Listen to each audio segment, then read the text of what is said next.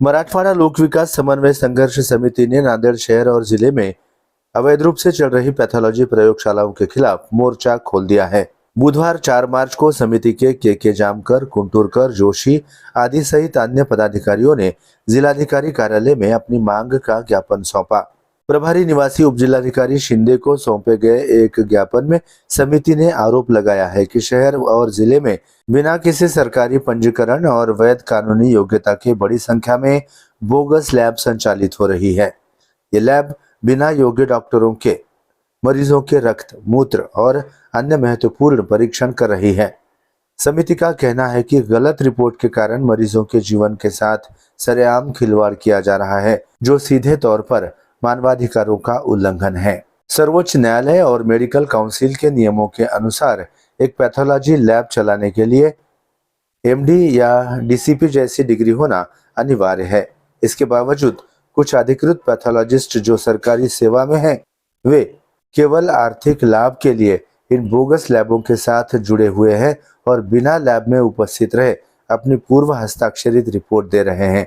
इस बोगसगिरी को रोकने के लिए तत्काल नियंत्रण अधिकारियों और अधिकृत पैथोलॉजिस्ट संगठनों की एक बैठक बुलाकर इन अवैध लैबों पर कड़ी कानूनी कार्रवाई करने की मांग के जामकर ने एमसीएन हिंदी न्यूज के माध्यम से जिला प्रशासन से की है।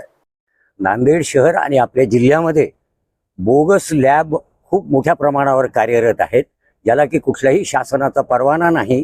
त्याबद्दल कठोर कारवाई जिल्हाधिकारी मार्फत संबंधित खात्याने करावी या मागण्याचं निवेदन देण्यासाठी आज आम्ही जिल्हाधिकारी कार्यालयात आलो होतो आणि त्या निमित्तानं आम्ही निवासी उपजिल्हाधिकारी माननीय शिंदे साहेब यांना निवेदन आम्ही दिलेलं आहे। कशावरून म्हणता की नांदेडमध्ये काही पॅथॉलॉजिस्ट बोगस आहेत? आम्ही त्यांना शासनाचं कुठल्याही प्रकारचा परवाना नाही आहे आणि काही लोकांनी आमच्यात ते अनुभवलेलं आहे, त्यांचे पुरावे आमच्याकडे आहेत। वेळ आल्यानंतर आम्ही ते पुरावे शासनाकडे सादर करू। साधारणपणे नांदेडमध्ये किती बोगस पॅथॉलॉजी असतील? त्याची टक्केवारी आता शासनाने शोधून काढायला पाहिजे।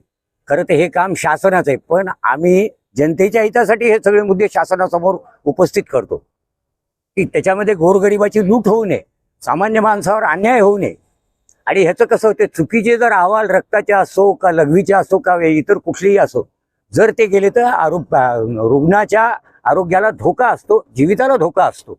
फार मोठी जबाबदारी आहे आणि कोणी उठसूट यायले लॅब टाकायला लागले हे बरोबर नाही ना। पात्रता धारकांनाच ती परवानगी आहे आणि शासन परवानगी देतं त्यांना, जिल्हा स्तरावर देते, राज्य स्तरावर देते आणि त्याच्यामध्ये सुप्रीम कोर्टाचा निकाल आहे की बाबा या असे परवाना धारकांनीच हे सगळं काम करावं म्हणून, पण बिना परवाना धारकाला करता येणार नाही।